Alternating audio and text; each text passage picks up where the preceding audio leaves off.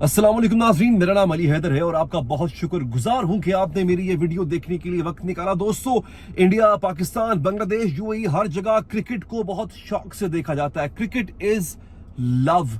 लेकिन अगर कोई क्रिकेटर इसराइलियों के दरमियान खड़ा होके इसराइलियों के साथ उनके साथ इजहार यकजहती करे, उनके साथ सॉलिडारिटी दिखा रहा होगा, तो वो तमाम लोग जो फलस्तीन का दर्द रखते हैं, जो फलस्तीन के लिए प्यार रखते हैं, जो इसराइलियों को कोसते हैं, उनको बद्दुआएं देते हैं, जुल्म के खिलाफ आवाज उठाते हैं, उनको कैसा महसूस होगा। दोस्तों, एक बहुत बड़ा नाम, एक लेजेंड क्रिकेटर उन इसराइलियों के साथ दिखा। ये दावा किया जा रहा है कि शाहिद आफरीदी एक ऐसी रैली में शिरकत करने गए जो इसराइल के हक में थी, जो इसराइल को सही करार देने के लिए निकाली गई थी। दोस्तों, ये रैली कौन सी है और वो तस्वीरें भी सामने आ चुकी है जिसमें शाहिद आफरीदी उन लोगों के साथ नजर आ रहे हैं। ये दावा किसने किया है, ये खबर क्या है, इस पूरी खबर की तफसील मैं आपको अगले चंद मिनट में इस खबर में बताने वाला हूं। लेकिन नाजरीन, एक और बड़ी खबर है, एक ऐसी खबर है जो इस जंग को यूरोप तक फैला देगी। दोस्तों, मैं आपको बहुत पहले से बता रहा हूं कि हिजबुल्लाह बहुत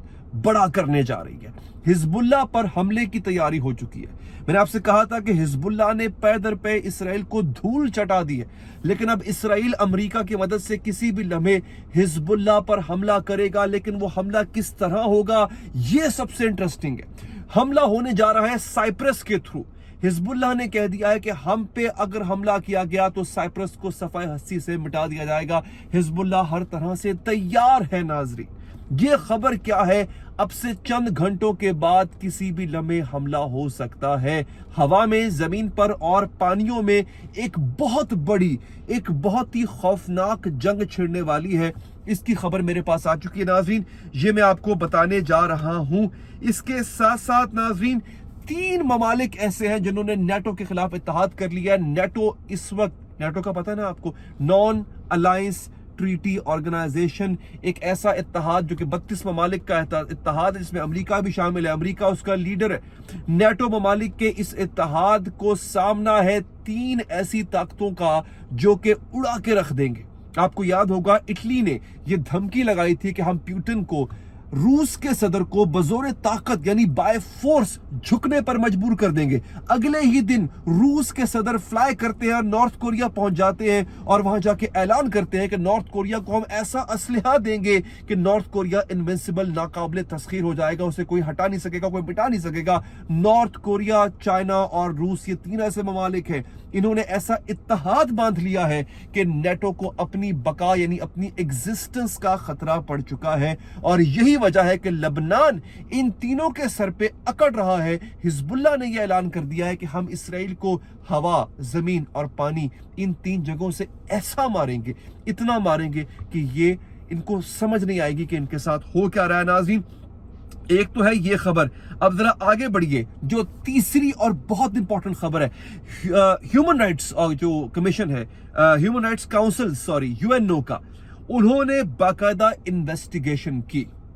उन्होंने 4-5 महीने लगाकर इन्वेस्टिगेशन की है। इस इन्वेस्टिगेशन का जो नतीजा निकला है, आप जानकर खुश भी होंगे, हैरान भी होंगे नाज़रीन।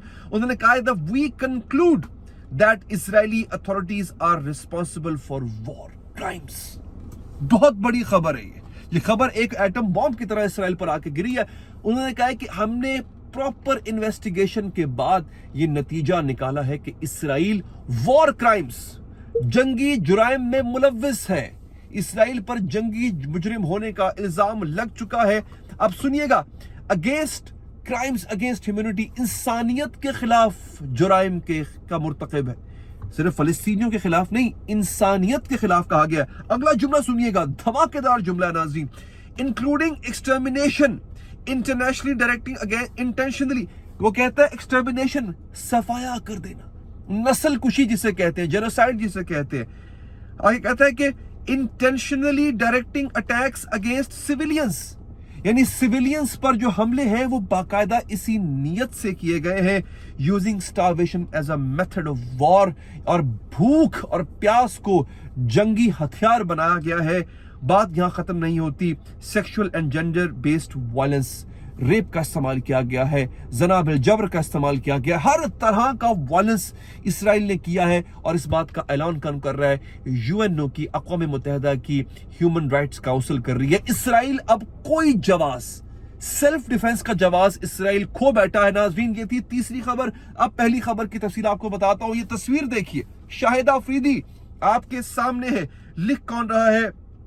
अच्छा, मीर साहब है, मीर मोहम्मद अली खान साहब। उन्होंने एक बहुत अहम ट्वीट किया है और उनका ये दावा है, बल्कि उनका दावा जो है वो किस तरह से है। एक ट्विटर हैंडल है NW friends of Israel. I think NW का मतलब मैं ख्याल है नेशन वाइड फ्रेंड्स होगा। उन्होंने ये ट्वीट किया, वो लिखते हैं Pakistani international cricketer Shahid Afridi stopped to offer his support for our call to release the hostages at our NWFOI vigil last Sunday in Manchester। ये संडे की बात है, आज बुध है जब मैं वीडियो बना रहा हूं। आज बुध का दिन है, ईद का तीसरा दिन है, वीडियो बना रहा हूं। पिछले इतवार को वो लिखे मैनचेस्टर के अंदर, यूके मैनचेस्टर में एक विजिल कहते हैं ये जो मोमबत्तियां लगा के जो शमे रोशन करते हैं। और ये विजिल किस लिए था कि इसराइलियों के वो यरगमाली, वो हॉस्टेजेस जिनको हमास वाले अगवा करके ले गए थे 7 अक्टूबर को, जो अभी तक उनके कब्जे में हैं, उनको छुड़वाने के लिए एक एहतजाज किया जा रहा था। उस एहतजाज में शाहिद आफरीदी उन इसराइलियों के साथ आकर खड़े हो गए। इस बात की तारीफ कर रहा है कौन? ये खुद इसराइल का एक ट्विटर हैंडल है, NW फ्रेंड्स ऑफ इसराइल। वो कह रहा है कि हम उनका शुक्रिया अदा करते हैं। Shahid is pictured with NWFI co-chair Raffi Bloom and deputy chair Bernie व्याफे। यानी शाहिद अफरीदी जिन दो लोगों के साथ हैं वो इस तंजीम के चेयरपर्सन है। Thank you for your support Shahid. और शाहिद का शुक्रिया अदा किया गया है। और अभी तक शाहिद आफरीदी की इस मामले में कोई तरदीद नहीं आई। संडे को वो गए थे, इतवार को गए थे, आज 4 दिन हो चुके हैं। आफरीदी साहब ने इस मामले में कोई तरदीद नहीं दी है। मीर मोहम्मद अली खान का ये दावा है, वो अपने ट्विटर में लिखते हैं। ये क्या है? इसराइली शाहिद आफरीदी का शुक्रिया अदा कर रहे हैं कि वो इसराइली मग़वियों को बाजियाब करने की हिमायत करने के लिए मैनचेस्टर के एक इसराइली एहतजाज में पहुंच गया।